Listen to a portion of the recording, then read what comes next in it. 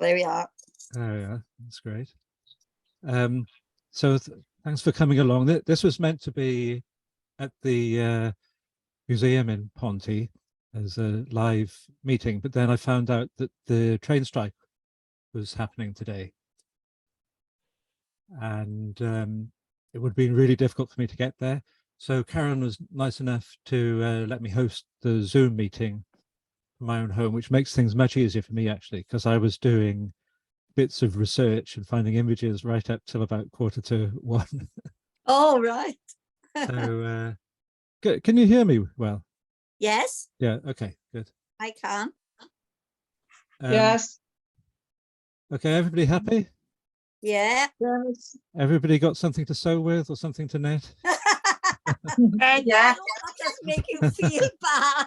Put them down if it does. Okay, so yeah, so today's talk is about Welsh magic through the ages. And let's see if, so hopefully you see a picture of a druid and you don't see all the paraphernalia around it and everything. Is that right? Yeah. Yeah. Right. So this is based on a lot of research that I've been doing while I've been involved with other projects as well. And you know, like everybody, I probably had lots of ideas about what Welsh magic might be. You know, druids, the Mabinogion, and everything. But then I became interested in what could we actually find out that people did. What's sort of the historical magic that's been recorded and that's in manuscripts, that's in people's accounts of what happened. You know, what is all that about? And I'm going to focus actually not so much on the people today, but on the spells themselves that we can find. Great. And there's actually a surprising amount of it, you know, especially in the 18th and 19th and even in the 20th centuries. There's lots of folklore accounts, and it was a time when all that stuff still existed, but a lot of people were getting skeptical about it, or they were sort of Methodists and nonconformists, and they didn't like it. So they wrote about it to expose it. So this is what people are doing, and you know, and it's bad. And most of it isn't kind of explicitly pagan, because Wales had been Christian, you know, for centuries, since the conversion of the Roman Empire, really. And there were, actually, I'm getting an echo there, so I think I ought to, can everybody mute themselves? Yeah. For the moment. I don't mind you asking questions if you want to butt in at some point. But I was getting an echo just then. So there was a kind of there are kind of pagan elements in the magic that you see, but it's not kind of explicitly pagan, most of it. And as I go through it, you'll find the kind of stuff that I'm talking about. So probably the very first account of anything happening in Wales was from the Roman writer Tacitus, who wrote about the Roman invasion, and I think it was his father-in-law was the Roman general Agricola, who was leading the invasion. And so they go through, you know, they've invaded Britain with the Claudius invasion. This is in the 1st century, and in 60 AD they went to the island of Anglesey, Ynys Môn, and with the express intent of getting rid of the Druids, because the Romans, they're actually quite tolerant of other people's gods, and they would incorporate other people's gods into their own practices, but they were really intolerant of other people's priesthoods because they had an influence over the population, and they could be connected with rebellions. So they were really bad about exterminating other people's priesthoods, and the Druids were a priesthood. So we get this account from Tacitus in 60 AD, and it's very dramatic. He says, on the beach, and he's looking over to Anglesey from Gwynedd. And, On the beach stood the adverse array, a serried mass of arms and men, with women flitting between the ranks. In the style of Furies, in robes of deathly black and with dishevelled hair, they brandished their torches, while a circle of druids, lifting their hands to heaven and showering imprecations, struck the troops with such an awe at the extraordinary spectacle that, as though their limbs were paralyzed, they exposed their bodies to wounds without an attempt at movement. So the druids were making invocations. There were women with long disheveled hair, brandishing torches, lifting their hands to heaven, showering invocations, and the troops were absolutely terrified. So I would say, if that's not kind of a form of magic, then I don't know what is, you know. And so that's probably the very first account that we have of any magic in Wales, and like I said, the first account of anything happening in Wales. Unfortunately, the Romans didn't turn around and go away. They were reassured by their general. They incited each other never to flinch before a band of females and fanatics. They charged behind their standards, cut down all who met them, and enveloped the enemy in his own flames. The next step was to install a garrison among the conquered population and to demolish the groves consecrated to their savage cults. For they, the Druids, considered it a pious duty to slake the altars with captive blood and to consult their deities by means of human entrails.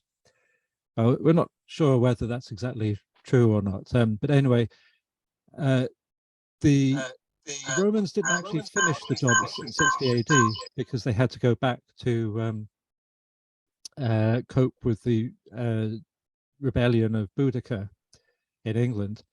But they came back in 78 and invaded Anglesey and basically killed off the Druids. Of course, now we know there are no Druids left on Anglesey. And I think that's actually what Karen is doing at the moment. She's gone up to Anglesey for the Druid Order. So this is the modern Anglesey Druid Order with Christopher Hughes. But it does seem that the Druid Order was pretty much exterminated in Britain.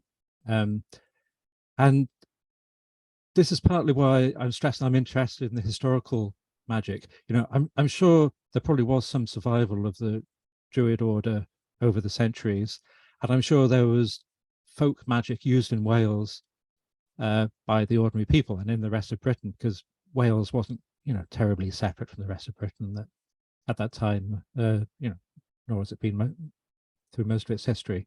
But we don't know what that magic was. And the first recorded kind of magical spell or amulet that we have comes from a Roman town in Carnarvon. And so this is the nature of the kind of evidence that we have. We don't have evidence of what the ordinary people were doing outside of the towns, but we do have stuff that survived in the Roman settlements. And so probably Karen, who loves everything Greek, would be very pleased to see this. So I think this is probably the earliest spell or amulet that survived in Wales. This was found near Carnarvon, and it's from around the 3rd to 4th century, and it's very difficult to read. But these, it's in Greek, and it was a piece of gold leaf, and the I'll have to just switch out to be able to read you what this says. So I'll stop sharing, and you get to see me. So I won't try to read I can read Greek a little bit, but I'm not going to try to read the Greek. So the translation of this is, Lord God of hosts, I am who I am. Turn aside the wrath of Yod-Heh-Vav-Heh, O God most high, the terrible, the mighty, Lord over death. Blessed be thou, and blessed thy glory forever and ever. Protect me, Alphianus. And then there's a range of symbols at the bottom. So this is actually like a talisman to turn away the wrath of the Jewish God, or arguably the Christian God.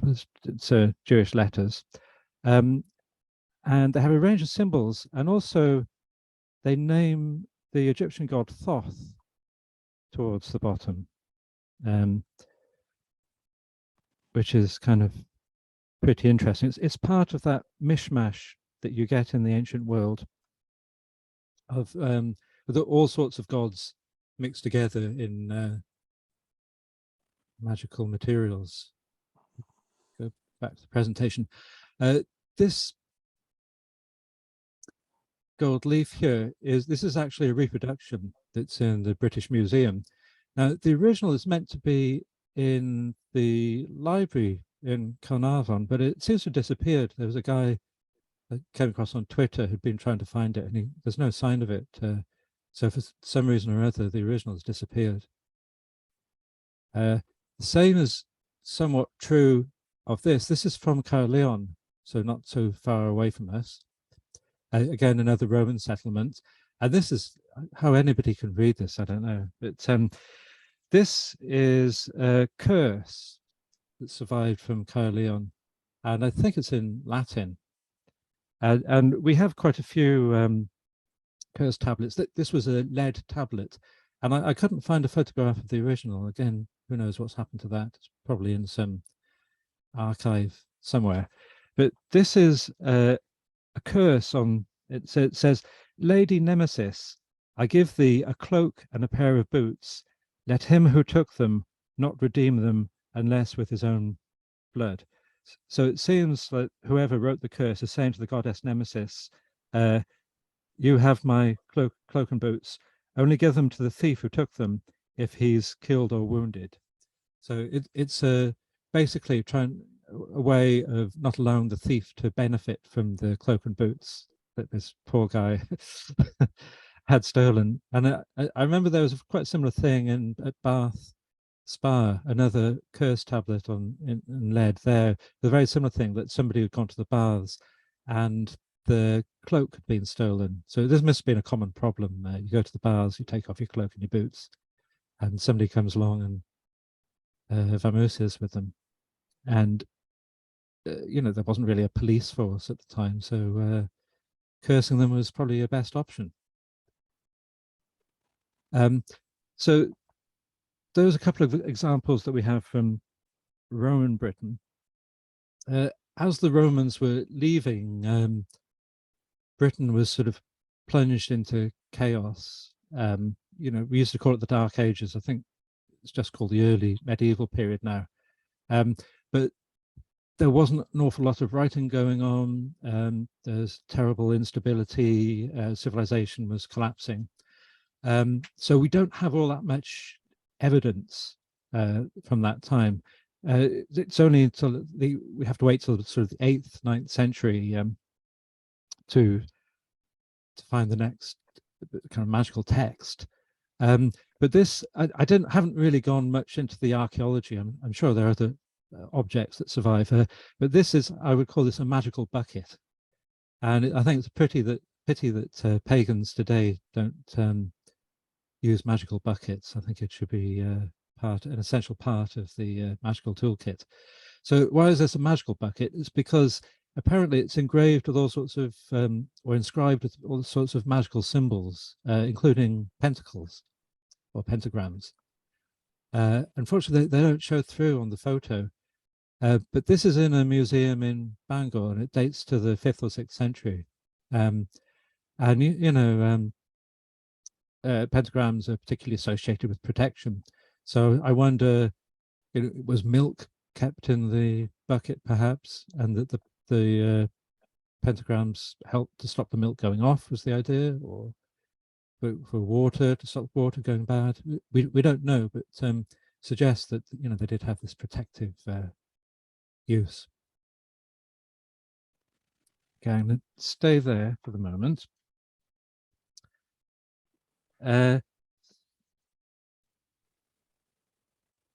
Now, as Wales started to emerge from the Dark Ages and the Welsh kingdoms developed, they had all the problems of the Anglo-Saxons becoming very successful to the east in England. and raids by pirates, raids by Irish pirates, and all sorts of, then Vikings, all sorts of chaos going on. But we do start to get texts that have survived after that time. One is called the Leiden Leech Book, and this was a kind of medical text which has some magical elements in it, and it's actually the language they describe it as being at that point. It wasn't quite Welsh. They call it Neo-Brittonic because it was the way that the ancient British language had developed. It turned into Welsh and into Cornish and into the Breton language when there was emigration to the west of France, to what's now Brittany. So this is a stage of the language where they can't quite tell if it's really Welsh or Breton or Cornish. But anyway, this has some sort of magical medical texts, including so fascinating stuff like they advise people to use stones that were found in the stomach of young swallows to heal pains, however old and persistent. Or if you have a headache or pains in your head, use the head of an owl recently cooked and eat it. So that was good advice, I would say. And I need to hop out of the sharing away from the magical bucket. So let's see.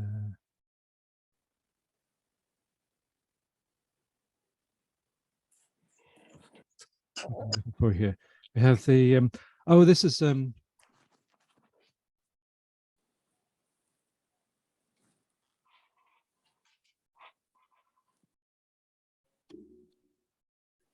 this is again, it's around the 9th century. It's in Latin, but it's from a Welsh manuscript, and this is kept in the university in Leiden in Holland. And it's called, they called it a lorica. So a lorica was a kind of charm that you get in Wales, and but more particularly in Ireland. And the most famous one is the lorica of St. Patrick, and lorica means like a breastplate, like armor for your chest. So the idea was that these were protective prayers, and they often appeal to different parts of your body to offer protection against, I suppose, demonic influences, that kind of stuff. This one got classified as a lorica, but more recently people have said it's actually a love spell. And so we're in 9th century Wales here. This is a Welsh manuscript, but this is very like the kind of stuff that you find in the Greek magical papyri. And those were spells that were found in Egypt. They're mostly in Greek and in the Coptic, which is a version of the Egyptian language. And this is very similar to a lot of that stuff.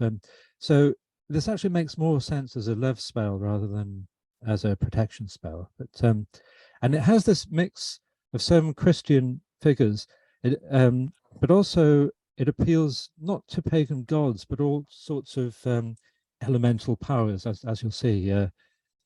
I'll just read extracts from it because it's fairly long. But Lord, hear me to the end. Let my love descend upon her. May all her parts be scrutinized for the sake of my love, from the top of her head to the soles of her feet, hair, skin, crown of the head, forehead, back, brain, eyes, eyelids, nostrils, cheeks, ears, lips, teeth, gums, face, tongue, word and epiglottis, jaws, throat and breath, fingers, small breast, shoulder, saliva, neck, shoulder blades, arms, fingernails, hands, fists, cups of the hand, palms, heart, liver, lungs, stomach, liver, fluid on the spinal cord, an entire stomach, back, flanks of skin, navel and entire womb, joint, limbs, veins, flesh, excretions, marrow, stomach, intestines, nerves, strength, and private parts, backsides, nails, hams of the thighs, knees, shins, extremities, calves and legs, feet, heels, soles, toes, toenails, blood, and all her members. So it's pretty thorough. You should think if there's not a part that has been excluded and that is going to be crying out for the love of whoever cast the spell there. And then it goes on to appeal to the archangels. I adjure you, all you archangels, to purify her heart for the sake of my love. So Gabriel, Michael, Raphael, Uriel, Sariel, and Panahiel do likewise. And then it goes on to list angels, archangels, apostles, martyrs, that kind of things. And then I adjure you, heaven and earth and sun and moon and all stars, lightning and clouds and winds and rain and fire and heat, to purify the heart of the name for my love. I adjure you, nights and days, darkness and light, to purify. I adjure you, all trees and stones and hours and minutes, to purify the heart of the one I love. I adjure you, birds of the sky and all beasts of the field and beasts of burden and reptiles, to purify her heart. I adjure you, fish of the sea and all worms of the earth and all wonders and powers that are above the sky and the earth, under the sky and the earth and under the sea, to purify her heart. That's pretty powerful stuff, and pretty good poetry, I think, as well as a magical charm. And you know, it's kind of fascinating who was using that, who preserved it. We know the manuscript was Welsh because it's a distinctively Welsh style of handwriting that was used. And of course, you know, those kinds of love charms are pretty dodgy. You're basically coercing somebody, you know, somebody referred to them as sort of magical date rape. So they're not, if you're an ethical magician or witch, you know, you'd think twice about doing something like that, but they were very popular in the ancient world.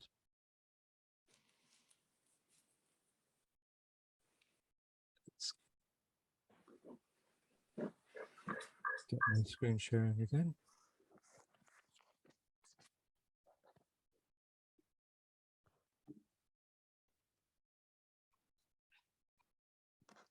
Yeah. Okay, so as we go on, like after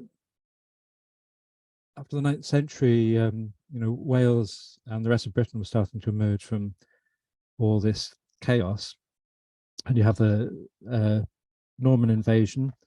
Then you have a real sort of flourishing of Welsh culture with the sort of with the bardic order and the stories that you find in the Mabinogion. So there's a lot of stuff in the Mabinogion which you'd say is kind of magical, but it doesn't much resemble the kind of practical magic that you see in the manuscripts. For example, Gwydion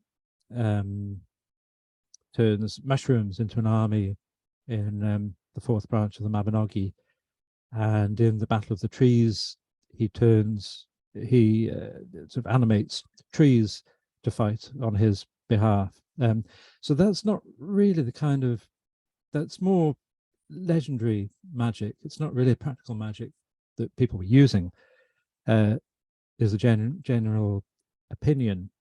There are some interesting examples when Lleithlaw Gyffes, who is kind of the hero of the 4th branch of the Mabinogi, when he gets killed by the lover of his wife Blodeuwedd, he turns into an eagle and he flies away, and Gwydion has to track him down, and he hears about a pig which is going to an oak tree, and he follows the pig, and the pig is eating maggots which are falling from this decaying sort of corpse of an eagle which is on top of the tree. And Gwydion recites some verses to get Lleithlaw Gyffes down from the tree and to kind of bring him back to life or back into this world. So that use of poetry in a kind of magical context is quite interesting. And the Bardic Order, you know, a lot of the kind of evidence that we have about the Bardic Order is quite prosaic. They were bards for, they were court bards for the kings or princes of Wales, and they would write poems eulogizing them. They would write poems asking for favors from them, like you know, horses or a new harp and stuff like that. That's the kind of stuff that survived. But we also have this other side of the Bardic Order in the Taliesin poetry. Now we have kind of the historical Taliesin was in the 6th century, and his poems are about great battles and slaughters. And then we have the medieval Taliesin poetry, which is very mystical, you know, and connected with the tale of Taliesin and Ceridwen. And the bards actually did appeal to Ceridwen as a kind of muse and to the cauldron of Ceridwen. So the same bards who were kind of being obsequious towards these princes of Wales, who were absolutely vicious psychopaths, really, you know, would kill their own children and scheming. It was kind of pure Game of Thrones kind of stuff. So the bards who were being obsequious to their lords and princes, they were also writing some quite mystical stuff. And Taliesin himself, there's actually, when I was talking about the lorica, this kind of protective prayer or charm, there are a couple of them which are in the name of Taliesin, Gweddi Taliesin, the prayer of Taliesin. And it's kind of very similar. It has a mixture of appealing to Welsh saints, calling on Welsh saints to protect and heal, and also calling on natural powers, you know, like the elements and the earth and sky, that kind of thing. And of course, you know, Ceridwen and the Tale of Taliesin, which was finally written down from folktale versions in the sort of 16th, 17th, 18th centuries, she is explicitly a witch in that, with her cauldron. So, although the kind of stuff that we find in the Mabinogion isn't like real life magic, although we could use it, you know, in creative ways for our own magic.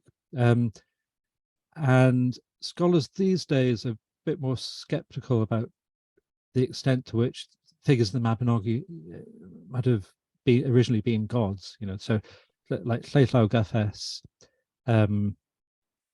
he was probably originally the god Lugus. This is the Book of Taliesin that you can see there. So for the most part, like I said, the magic in the Mabinogi doesn't resemble magic that you can use practically. However, and this is like in the last sort of 30, 40 years, they discovered an invocation of Gwyn ap Nudd. So Gwyn ap Nudd is probably quite well known to you all. He occurs in the story Culhwch ac Olwen, which is sort of the earliest story to feature King Arthur. And he is a very strange otherworldly character who is kind of quite a vicious character in Culhwch ac Olwen, but it said that all the devils of hell were placed under his command. And he's best known for a later story involving the Saint Collen and Glastonbury tour. Saint Collen has gone to Glastonbury, and he hears a monk in a neighbouring cell discussing Gwyn ap Nudd. And so he goes up to Glastonbury tour, and Gwyn ap Nudd is there, inviting him for a banquet with some food in his palace. And Saint Collen isn't having any of it. He throws holy water at them, and the the food is just leaves and earth, and the palace was just you know, a few branches of a tree, something like that. So that's a really well-known story. But quite interestingly, we found an invocation to Gwyn ap Nudd from the 14th century. So around the time that the manuscripts containing the Mabinogion were transcribed. And this is found in a 14th century text called Speculum Christiani. And again, it's a Christian denouncing these kinds of practices and saying, some stupid persons also go stupidly to the door, carrying fire and iron in their hands. If someone will have made somebody else ill, and they cry to the king of the Eumenides and his queen, who are evil spirits, and say, Gwyn ap Nudd, you who are beyond in the forests for the love of your lover, allow us to come into the house. In this way, they act very stupidly by asking help of evil spirits who have nothing but eternal damnation, and against whom the apostle cries, I do not want you to be the followers of the demons. So if somebody hadn't discovered that writing Speculum Christiani, I mean, you know, this was only published I think in the 1980s, and it was in an article about Gwyn ap Nudd that was published only in Welsh. So a lot of people didn't come across it until fairly recently. But there we have an invocation of Gwyn ap Nudd and his queen, and they're called Eumenides.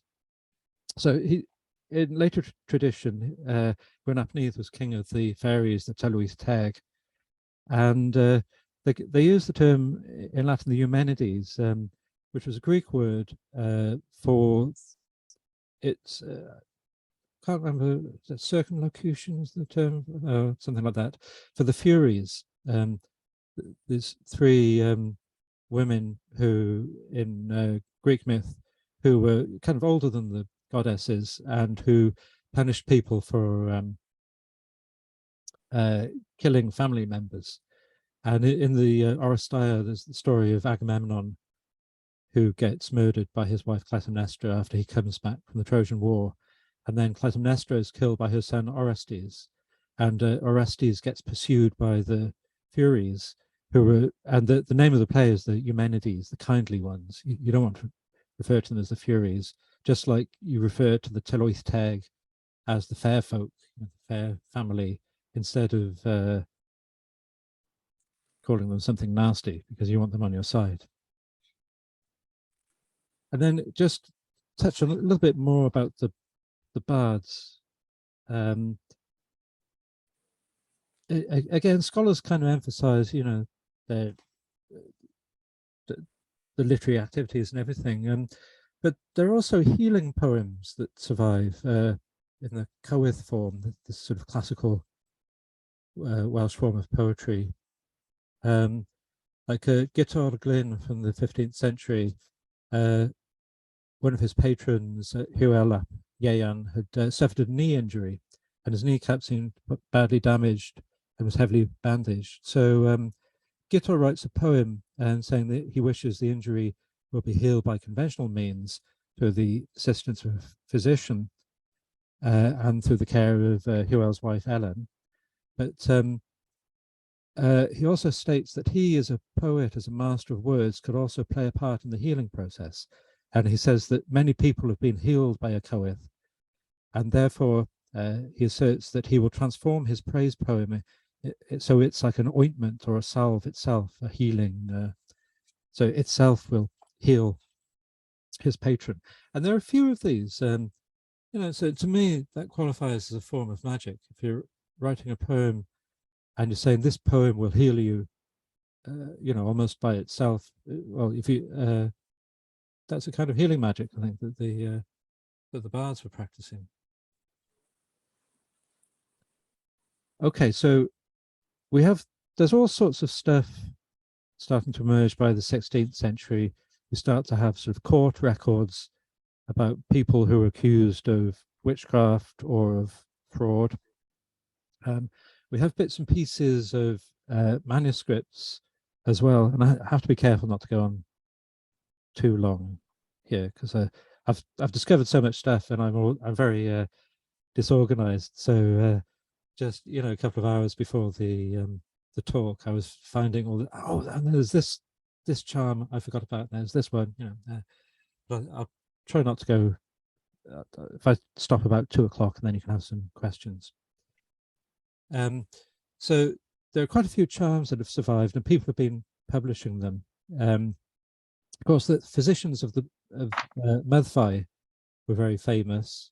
That was from about the same time, about the 14th century, I think. And there's the story of Llyn Fan Fach, where there's a fairy maiden who emerges from a lake, and she marries a local man but she tells him if he strikes her 3 times, she'll have to return. And he does strike her 3 times, but they're actually very strange. It's not like he slaps her. Often he touches her on the shoulder, and that counts in her mind as being struck. So anyway, of course, that happens. I mean, they have children together, but then she has to go back to the lake. But the children who are half fairy, they were the ancestors of the doctors of Meddfai, according to the legends. And she came back. She returned from the lake occasionally to go to teach them herbal healing.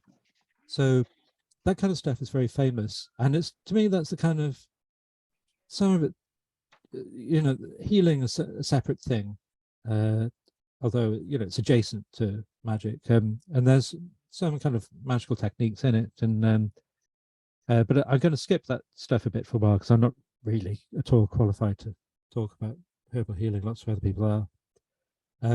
But there are actually many more manuscripts than just the one that was published in the translation of the 19th century. And there's a certain amount of work being done by academics at the moment in publishing this stuff.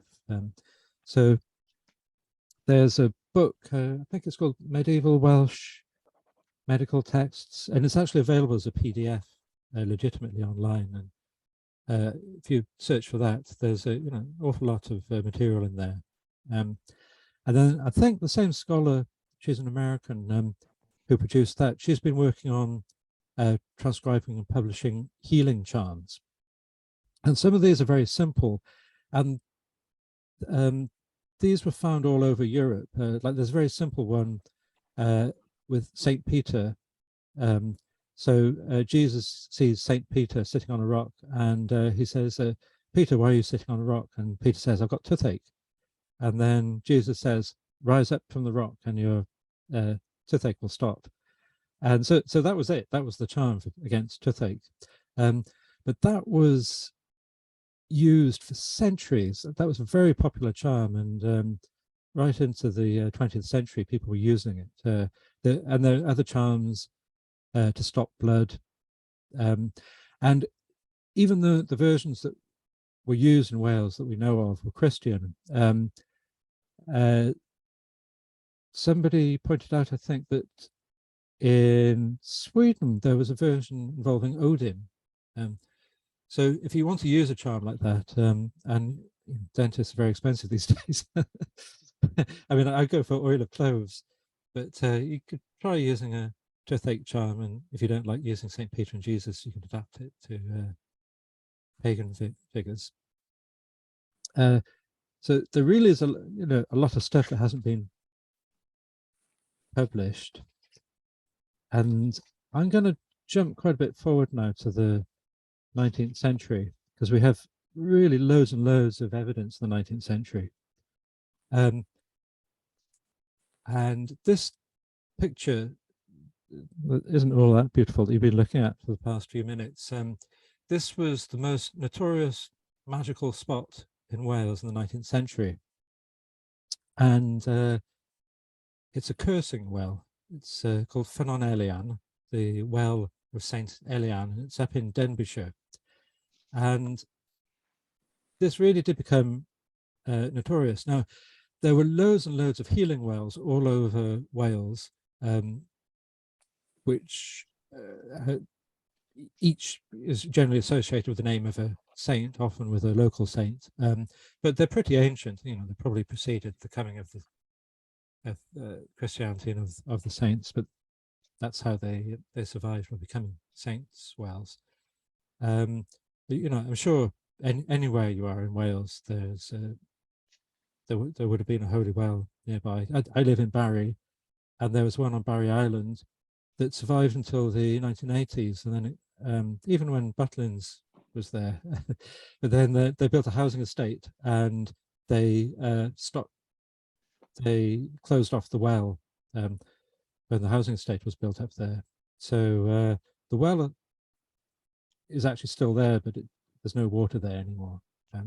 But that was a healing well. And there's a guy called Phil Cope who's done a lot of research into these, and he has a great book, The Living Wells of Wales, where he's gone to all these wells, and he's a photographer, and he's visited all these wells and written very evocative pieces about them and beautiful photos. And he's a real enthusiast. Now, he doesn't like Ffynnon Elian because it was a cursing well, and it became the most famous well in Wales, even though most of them were for healing. And at some point in the later 18th century, people started using it for cursing instead of healing, and it really took off. There's a writer, Thomas Pennant, who wrote like a literary excursion in North Wales, and he wrote about Ffynnon Elian, and it became really popular. People were coming from tens of miles away, or even from England, to place curses there. And the procedure was, you go to the well, you'd have to pay, and you'd write your curse on a piece of slate or on lead, and that would you'd usually put somebody's initials, the initial of the person that you wanted to curse, and that would be placed into the well.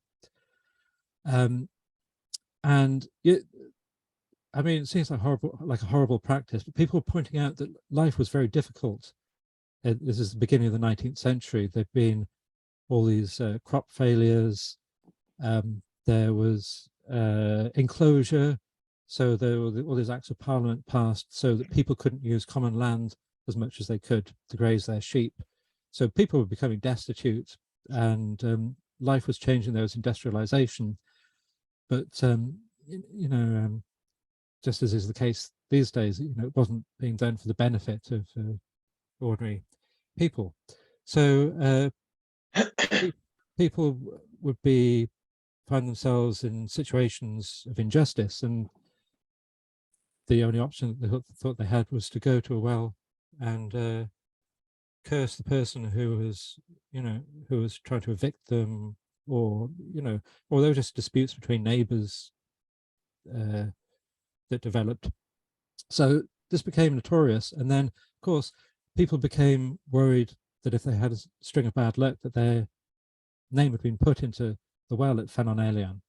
And so it became so commercialized that really it became quite a scam. And there are examples of people being told that their name had been put into the well, so they'd be taken to the well, there'd be a ritual enacted, and then their name would be removed from the well. And according to one account, they're actually they had pieces of slate with all sorts of initials written on them, ready to be, by sleight of hand, to be pulled out of the well to persuade people that their name had been in the well in the first place. So that's kind of the darker side, but that was very the most famous magical place in Wales, or maybe in Britain at the time. And of course there was a lot of resistance to it. Local Methodists had the building destroyed, and a couple of times, and that they actually stopped up the well, but a neighbor had the water diverted onto his own property, and he started the well up again and started charging people. I'll leave this for the moment. Now, I've been working on publishing some of this stuff. I found a printed book which had a collection with lots of charms in it called Serethia, which I've been working on, and that was turned into quite a major project. So that was taking me much longer than I thought. But I have a smaller project that's nearly ready, and I was hoping for it to be ready for the South Wales Occult Conference next week, and it's not going to be, but I might have a proof copy by that time. And this is a cunning man's notebook. So the kind of magical practitioners who were around in Britain as a whole, you know, and also in Wales, were cunning men, cunning women, cunning folk. In Welsh, the most popular term was dyn hysbys, or menyw hysbys for a woman, but they're also called conjurers, swynwyr, charmers.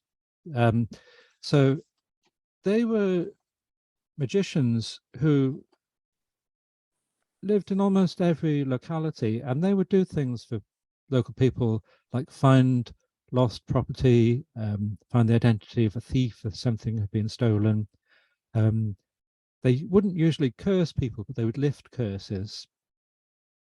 They would do divination. They had all cattle healing was a very popular one, healing people as well. So these were local people who were usually part of their communities. And we have some of the material that they used.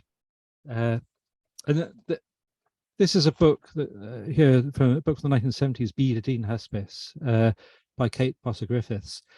And she included extracts from a book that she called, it's called Llyfr Cyfrin y Dyn Hysbys or Shir Ddynbych, the secret book of the cunning man of Denbighshire. So this was a manuscript, and I have a page here that you can see. So she included photos of a few pages from it, and then she included extracts from the manuscript, and she discussed them. And the book itself wasn't just about the manuscript, it was covering the idea of the cunning folk in Wales in a general way.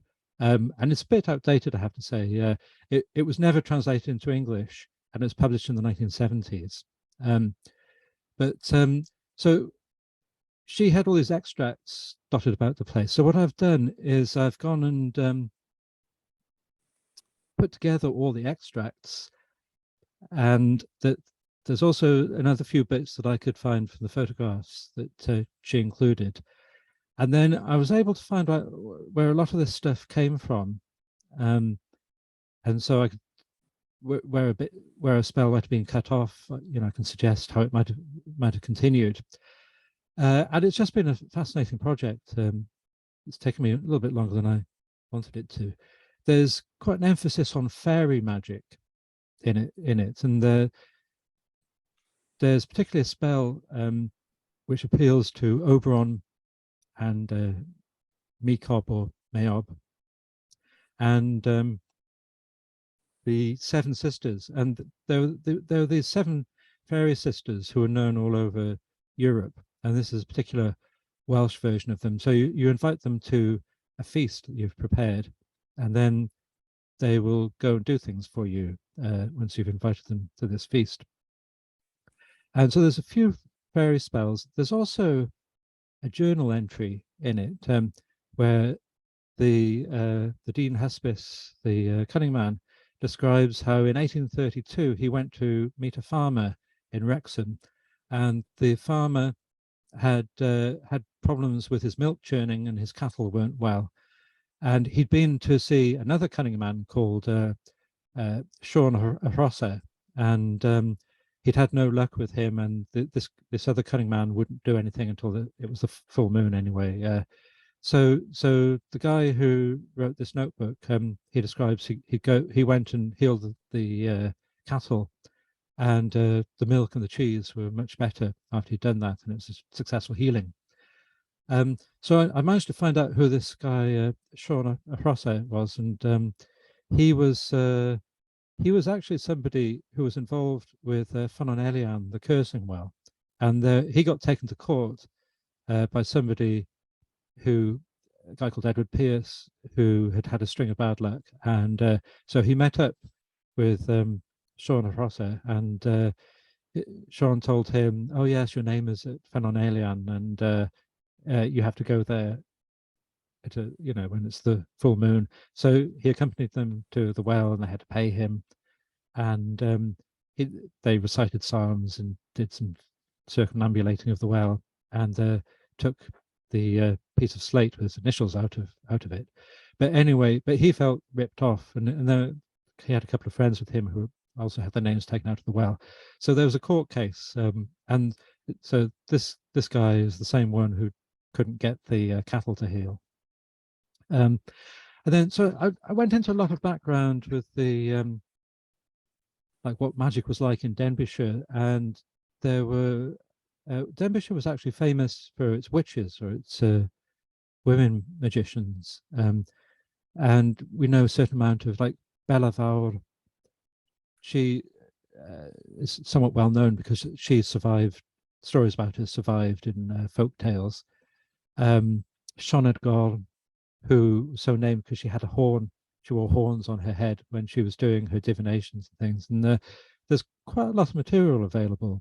And the most famous Dean Hysbys, Welsh cunning man of the 19th century, was John Harris in Carmarthenshire at Cwrdd y Cadno. And he was renowned, all over Britain. And David Rankin is actually working on publishing some of the stuff about John Harris. And I'll start to wrap up. I have so much more stuff to share. This is a charm that was found in a barn in, I think, in Merionethshire. And it was found in the last 10, 20 years, I think. But there are many charms like this were found throughout Wales and also in England. And you can see in the bottom left corner, this is the abracadabra written with, a letter, reduced by a letter each time. So that's very ancient. Abracadabra goes back to ancient Egypt and the Greek magical papyri. You can see various astrological symbols and other symbols here. Jar by jar, jar, jar. So the guy must have been a Rasta. This is a well-known protective symbol here. And then, long list of barely decipherable appeals for charm protection there. And there are quite a few of these have been found, usually in barns, nailed to the wall behind some boards.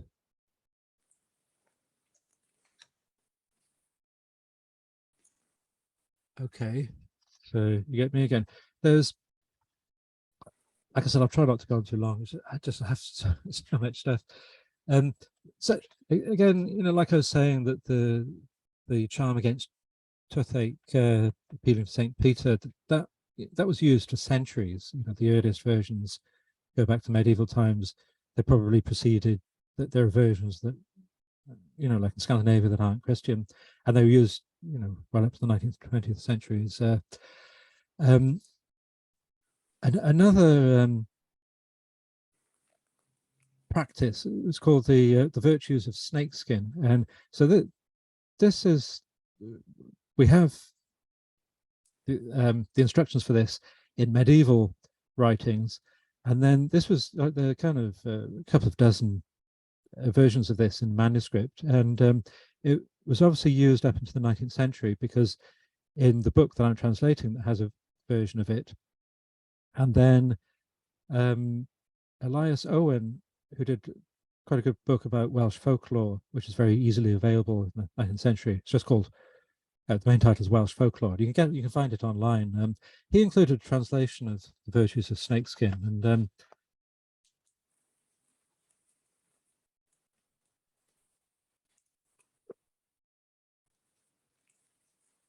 in one version you have to do it at a particular time of year in spring. And I actually made some snake skin. I had bought some snake skin, and I burnt it, and so I have the powder here. And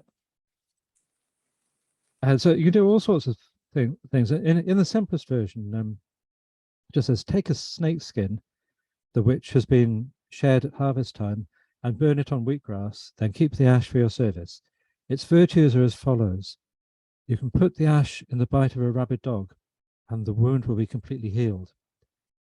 If someone is scared of his enemy, place this ash between his shoulders, and he will be fearless. Place the ash in cold spring water and wash in it, and you will become white and beautiful. If you are angry with some man and he is a great offender against you, throw this ash at his house, then he is certain of departing from it in haste. And there's also, there's 12 different things that it can do, and there are different versions of this. I think my favorite one was using it for invisibility, or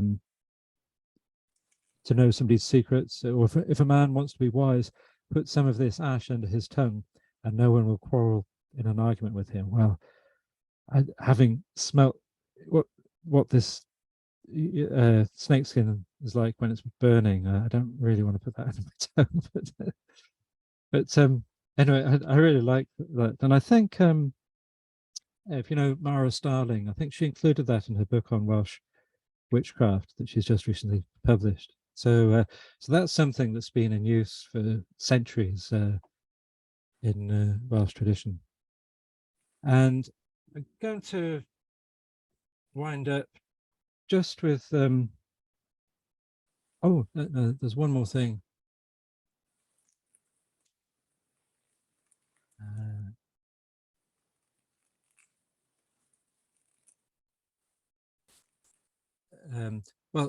Anyway, the cunning folk in Wales did survive into the 20th century, and apparently the very last of them died in 1961.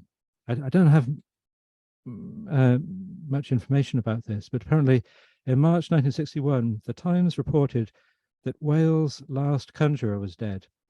According to an ethnographer from the Welsh Folk Museum, the man in question was a combination of wizard and quack doctor with a lucrative gift for lifting spells and curing cattle of the evil eye. Before his death some 2 years earlier, this conjurer had, in accordance with tradition, named a successor, but his apprentice too had since passed away.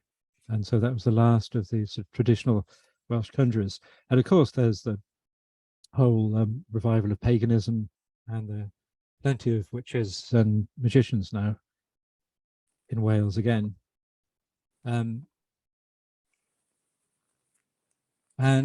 there was a fascinating case in the 1930s, which was recorded by J. Gwyn Griffiths, who he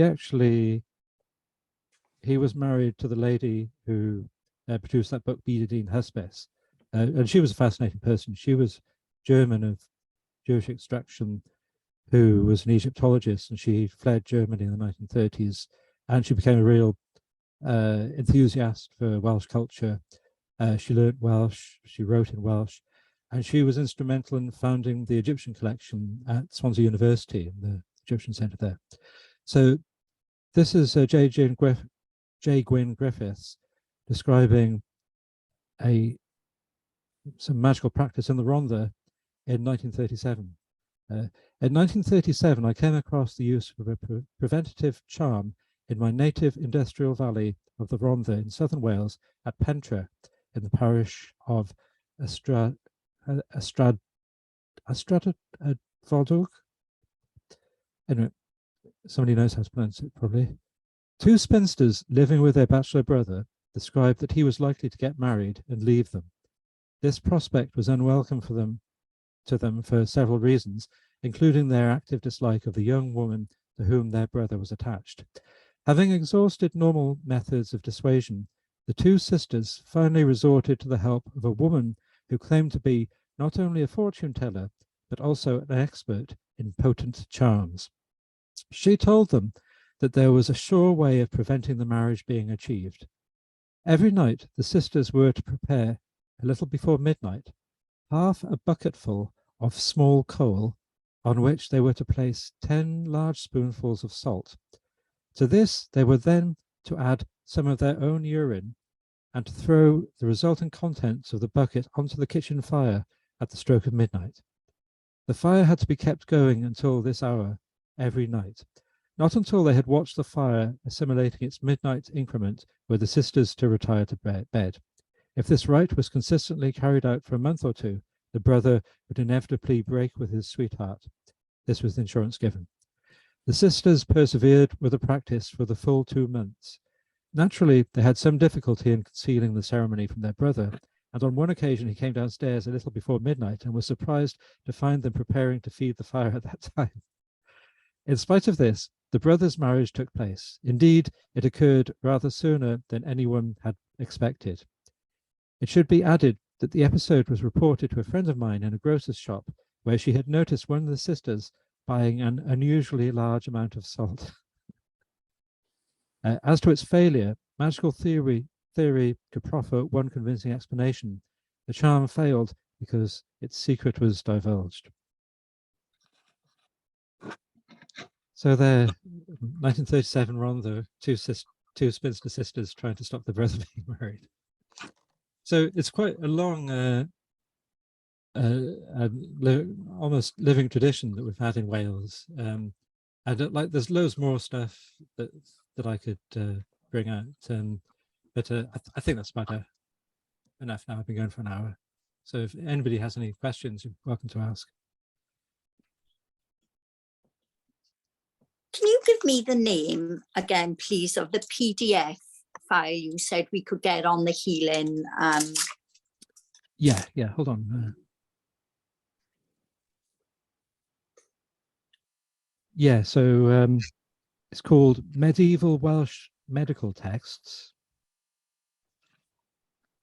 And it's by, actually, it's not by the person I thought, it's by Diana Luft, L-U-F-T. I'll see if I can find it and give you the link.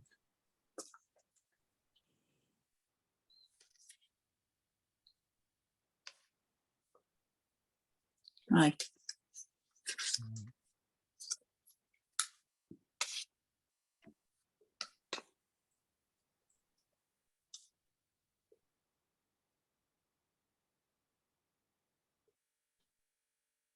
Okay, here we are. So if I put it in the chat.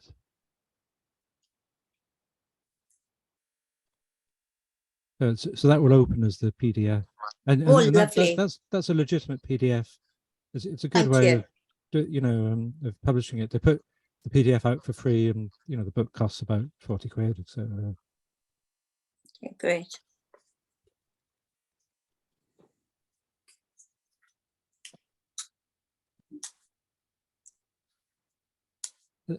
I mean, some of the other material I had, there was a charm to cure madness in a dog. This is from the 19th century from a journal.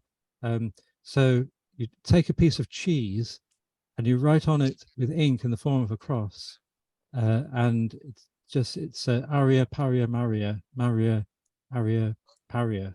If I share, you can see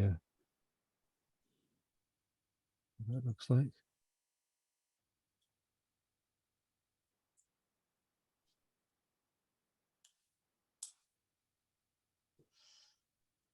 It's very simple, and this done and the ink duly dry, the unfortunate dog is brought before him, its mouth opened and the cheese administered.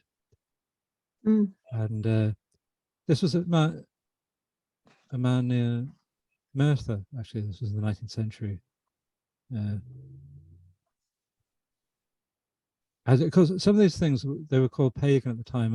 Others, this was Roman Catholicism. It wasn't good nonconformist Welsh stuff. This was the disreputable old kind of folk Christianity. And there's this is one of my favorites as well. this is an Irish charm against Welsh snakes. Don't know if it's clear enough to read here, so I'll read it out. Again, this is from the 19th century, and there's loads and loads of stuff because people were the folklore was starting to die out because of industrialization and all the change to society. So people were very interested in it. And if they could say, okay, this is what people believed in the past, or some of the older people still believe, that was fine. You know, we don't believe it anymore because we're rational and, you know, we're good chapel people and everything. But an Irish charm against Welsh snakes. Gossiping with an old and very nearly decrepit man, a row cleaner in North Wales, I noticed that one of his hands was so much shriveled that it closely resembled the claw of a large bird, and that the proprietor used it in a bird-like and awkward fashion. He told me that some years ago a snake had bitten his hand. So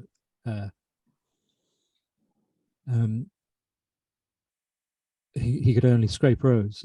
He added that snakes had infested the cottage in which he lived and made their homes with his family, so that it was not an uncommon thing for the reptiles to be found in bed with his children.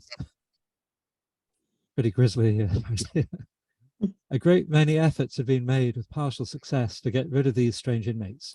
Holes in the walls have been stopped, hedgehogs and ferrets employed, dogs and cats set to watch, and sticks freely used. To such an extent did the snake nuisance increase that his landlord sent across Cardigan Bay and procured a quantity of Irish earth, and with this wondrous material drew what may be called a train around the cottage, so that according to the well-known tradition, reptiles should be denied access to the premises. I asked if this proceeding had been effectual. He hesitated to affirm so much, but he declared that his visitors were fewer than they had been. I suggested that as the snakes could not cross the line of St. Patrick's Earth to get within it, also they could not go out of the magic circumvallation. Accordingly, they remained with him, but in reduced numbers. So the idea there is, of course, that since there were no snakes in Ireland, if you get some Irish earth and you put it around your house, that will stop the snakes getting in. You know, and the guy who wrote the little article is pointing out it stops them getting out as well. I think that's a really inventive bit of folk magic. Yeah. So if you find your house infested by snakes, you know, my wife is Irish. Maybe she can get some earth for you to bring back. It's interesting. I wondered, Andrew, if you could give me your opinion on why the well become more popular as a cursing well than the other much more prolific healing wells.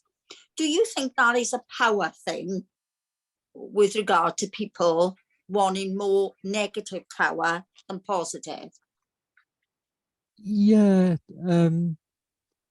Well, I think I was asking, I can show if I get out of sharing there again.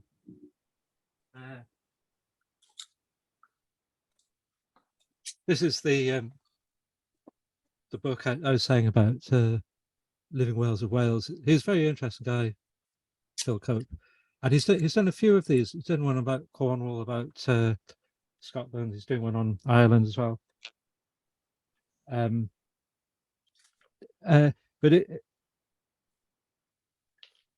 it seemed, you know, this was the age of when newspapers were getting really influential, and there were newspaper accounts, you know, very populist kind of newspaper accounts of the trials of people who were accused of fraud, for you know, particularly for helping people take their names out of the well. So it had a lot of publicity. And Thomas Pennant's book, he was the first person to mention that it had been used for cursing. His book gave Fun on Elian a lot of publicity. So it's just, I think it just snowballed in that way. And it seems that other holy wells were used surreptitiously for cursing as well. You could put a pin into a piece of cork and throw it into the well and use it for cursing. That seems to be being quite popular. And there were things like St. Winifred's well, that was pretty well known. So again up in northeast Wales. So it may be a little bit of an exaggeration to say that this was absolutely the most famous well, but it was pretty notorious. And even down into the 1860s, 1870s, after the keeper of the well had been imprisoned, actually, a guy called John Evans, and he then went and converted to Methodism after he had like a year or two in prison, and he wrote a memoir about it, actually. But people were still going to the well in secret and putting corks with pins in them into the well. I think, it becomes, cursing becomes kind of inflationary in a way. If you curse someone, they might curse you as well, and it's that. And because it's magic using intermediaries, so the keeper of the well was charging money and doing a ritual when the people arrived to put the name into the well, take the well name out of the well. And it reminds me, apparently, like in Brazil, they have lots of magical practices and weird religions in Brazil, and like in any football match, you have people are wearing amulets and things and talismans for their team to succeed. And of course, if one side has paid somebody to make a talisman to help their team succeed, the other side has got to do it as well, and you might curse them. So it becomes a bit like lawyering. The only people who make money are the lawyers, because if you sue somebody, you've got to counter-sue them. So if you have a magician cursing somebody on your behalf, another magician's got to go and lift the curse, and it ends up it's just the magicians who make the only ones who benefit from it. So I think there are lots of factors for it had a lot of publicity for an alien, and there was another one as well, which was also on Anglesey, which was also dedicated to Saint Elian, who doesn't. It's a bit of a mystery why that saint had cursing associated with him. But in this book, this printed book, called Sereddiaeth, that I'm going to publish next year, that has a ritual for lifting the curse that was placed on you to one of these wells. And it's really, if you find, I don't know if Phil Cope, if he has any of his presentations online, you can search on YouTube. But he, he's been around to all these different surviving wells in Wales, some of which still seem to have some use, but lots of them are just in a really terrible state, and they're on private property, and they've been overgrown. I'm sure in the Rhondda there are examples, and he's been trying to bring some publicity to them and to get them restored and get them to have a bit of respect again.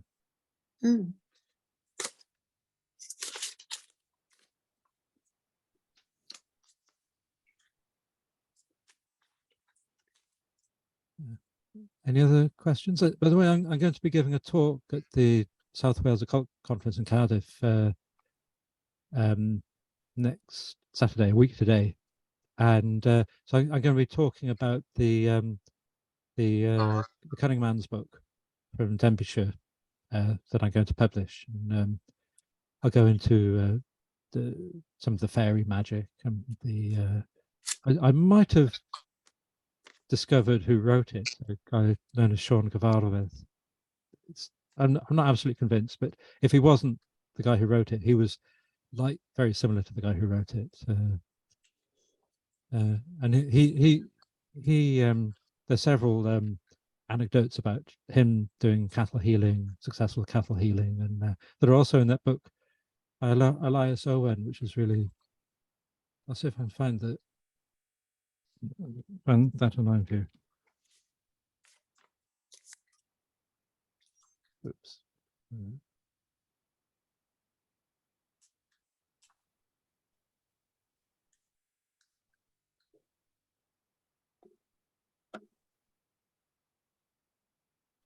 There's several different versions of this online, but you can, if you go to the Gutenberg site, you can have access to that. And he was really, I think he was from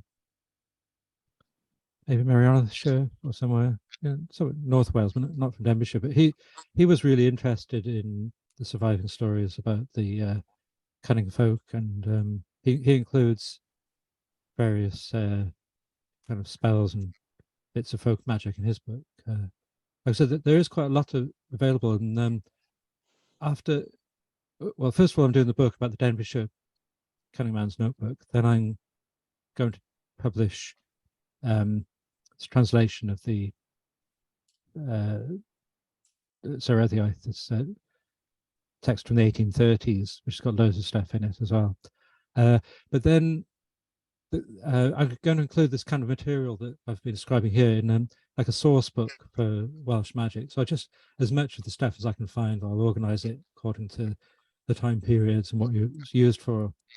I just shove, everything I can find into it and publish it, Welsh Magic Through the Ages, a source book. So it's there for people to, who are interested in it or want to try and use it or whatever. When do you think that will come out, Andrew? I think that one will be later next year, because there's a scholar who's been working on publishing some healing charms from the 16th century, and she did a PhD and she did a thesis on it, but that hasn't been published yet. And I'm waiting. It's going to take me a while to put all this stuff together, because I have loads of stuff in folders on my PC and everything. But I'm waiting until her stuff gets published, and then I can include that. So I think towards the end of next year seems realistic. And everything takes me longer than I think. Always the way, isn't it? Yeah, isn't it? Andrew, I have a question. Yeah. Do you ever think that there was a connection with Welsh witchcraft and the Romany gypsies of North Wales, the Woods family? Yeah, there's no, that's Abraham Wood, isn't it, who's the founder, the sort of patriarch of that line. I know that there's quite a good account about Welsh gypsies, who was written by A.O.H. Jarman, who was a scholar who was married to Eldra Jarman, who was from a Welsh gypsy family, and she was a harpist as well. And she actually preserved some of the harp music, the gypsy harp music and the techniques. Yeah. So I remember in that book that they had the 3 books of Cornelius Agrippa. That was like almost a kind of talismanic book for them. And I actually came across in there's a bit, I use those books. This book is quite good about cursing in Britain as a whole. And they have some mentions of just a little bit, just a couple of paragraphs, I think, about it's called a Dibwch, the kind of gypsy curse. But I don't think, I haven't come across an awful lot of material, but I do remember that they had the 3 books of Cornelius Agrippa, and that was important to them. And actually the 4th book of Cornelius Agrippa was translated into Welsh in the 19th century, and it was probably the first time it had actually been printed since, for a couple of 100 years, I think. Because they were quite famous Welsh gypsies, wasn't they, at the time? Yeah. Apparently I'm not sure who he was, but was it Abram Wood or one of them used to play violin for the Queen? Yeah, yes, and harp as well. Yeah, so they were quite well known, wasn't they, in the circles? Yeah, and apparently the gypsies about a mile away from me, where Waitrose used to be. That used to be a gypsy meeting site. They'd meet every year. And like I said, the harp tradition, there were lots of famous gypsy, Welsh gypsy harpers. Yeah. Okay. I'd love to know more, but you're reliant on what was written down Yeah. really by people who invest in the folklore, and they probably weren't willing to divulge a lot of, Yeah. what they Yeah. had. Well, thank you for answering my question, anyway. Sure. Thank you.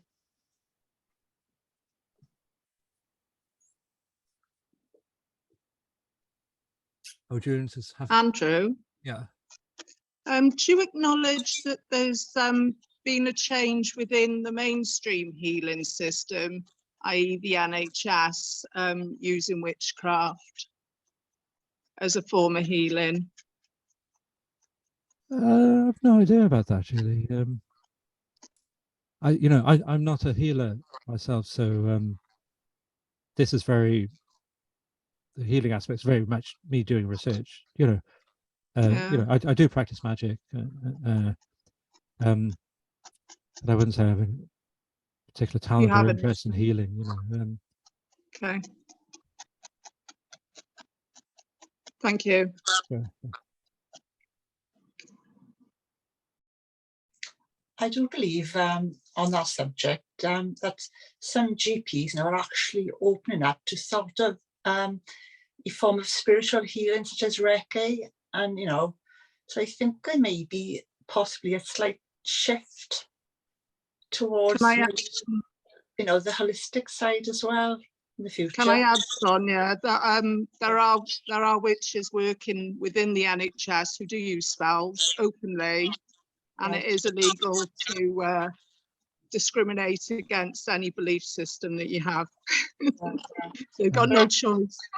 No, but I do know that some GPs are opening up to sort of alternative support for patients, such as angelic Reiki healing. So there is a shift, not with a lot, but it's very small. But I think they are opening up a bit, to alternative therapies and forms of healing as well, if possible. They're doing research in Cardiff University using magic mushrooms at the moment, the psychology department, so they can offer this to the psychiatrists and the pharma companies, and hopefully see things in a transpersonal psychology way, rather than.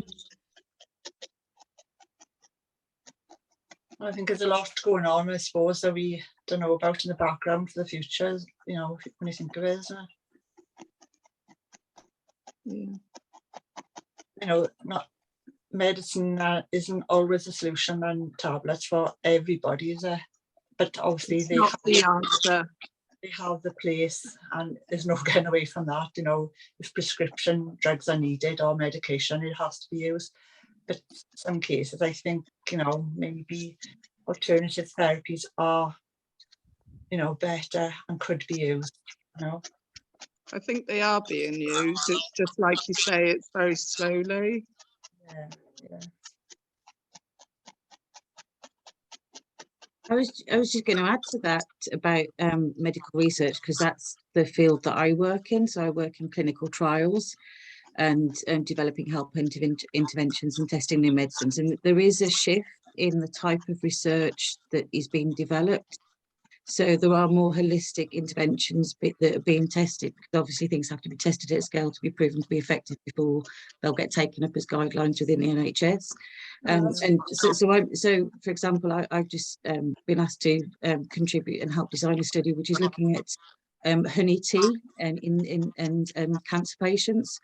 So there are things happening, but the challenge is getting it funded. Yeah. So all research has to be funded, and a lot of time it comes from government grants, and I think it's convincing.